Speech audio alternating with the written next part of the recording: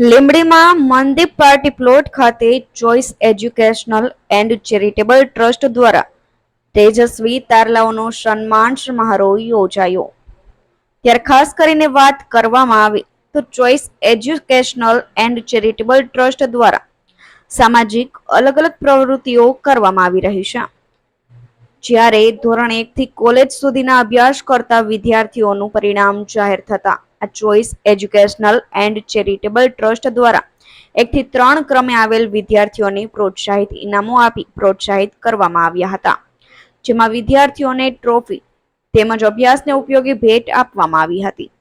ત્યારે કાર્યક્રમની શરૂઆત દીપ પ્રાગટ્ય કરી અને આવેલ મહેમાનોનું પુષ્પગુચ્છથી સ્વાગત કરવામાં આવ્યું હતું.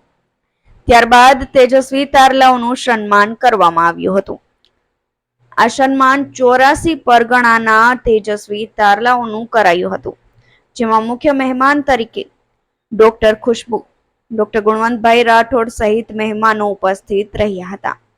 ત્યારે આ સન્માન સમારોહ કાર્યક્રમને સફળ બનાવવા RJ Yadav, પીએઆઈ GK Chavda, Jivanbhai Vaghela, SM Vora, MM Chauhan સહિતના ટ્રસ્ટીઓએ ભારે જહેમત ઉઠાવી હતી. ત્યારે આ કાર્યક્રમમાં 84 પરગણાના સમાજના ભાઈઓ, બહેનો, બાળકો અને આગેવાનો હાજર રહ્યા હતા.